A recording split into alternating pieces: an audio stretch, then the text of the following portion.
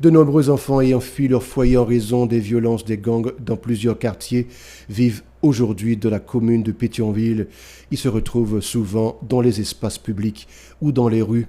Plusieurs organisations leur viennent en aide en leur offrant l'accompagnement nécessaire pour favoriser leur réintégration sociale tout en appelant les autorités à garantir à ces enfants l'accès à l'éducation.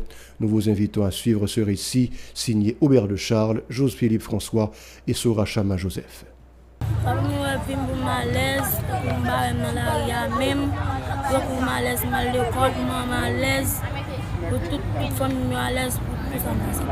Nous sommes à Pétionville, l'une des rares communes qui arrive encore à fonctionner malgré la montée de l'insécurité.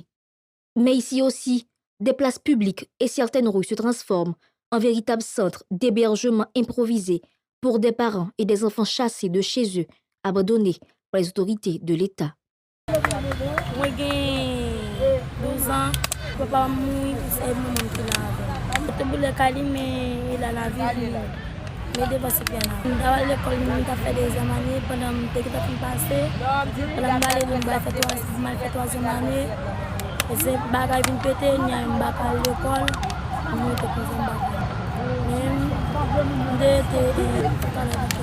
L'accès des enfants à une éducation de qualité est de moins en moins garanti aujourd'hui. Pour les enfants des rues, eux, certains passent plus d'une décennie sans recevoir aucune forme d'accompagnement, ni bénéficier de l'aide d'une instance concernée. Cependant, ils sont des êtres humains comme tous les autres, qui souhaitent avoir un avenir professionnel, une vie familiale stable et un équilibre économique.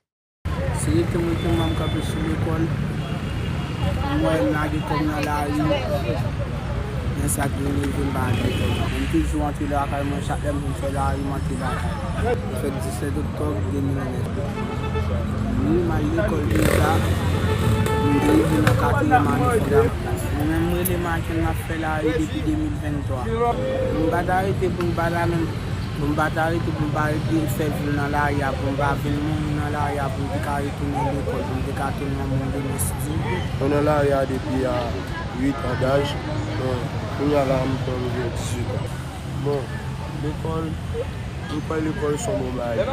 Parce que il y a des gens qui à l'école qui toujours estimé que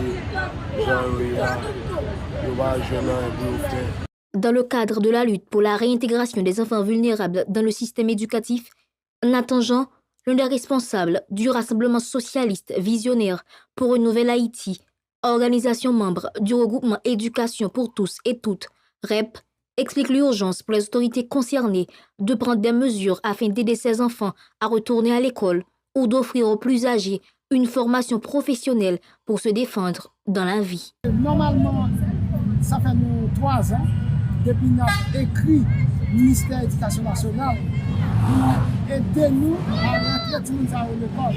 C'est nous-mêmes personnellement qui ça nous donne comme objectif.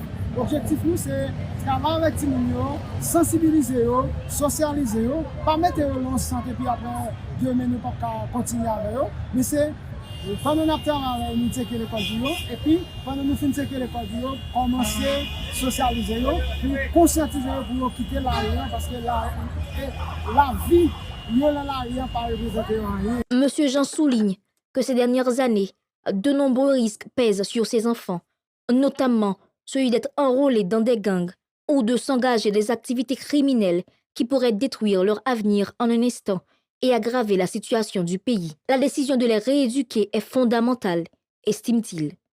Un constat est assez clair ces derniers temps.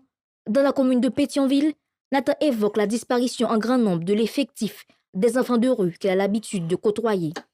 Cette situation s'explique par la violence que ces enfants subissent continuellement.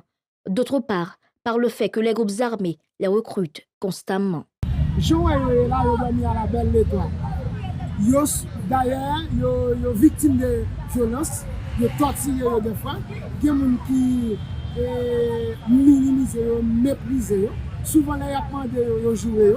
Et il y a une équipe qui dit pour eux, c'est parce que les lapis tombent, ils sont là, le soleil, ils sont là, ambassadeur, ils sont là, et pas personne.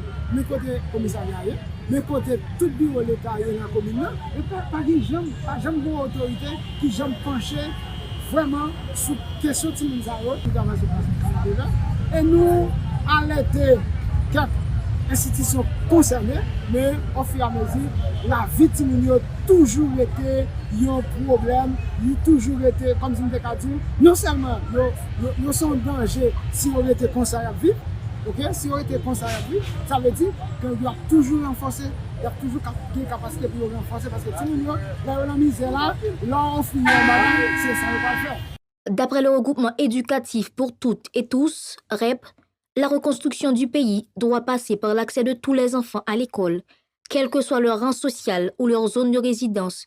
En ce sens, un investissement à long terme dans le secteur de l'éducation et la garantie d'une politique pour la réintégration des enfants des rues, notamment dans le système d'information sur la gestion de l'éducation, SIGE, du ministère de l'Éducation nationale et dans la société est capitale.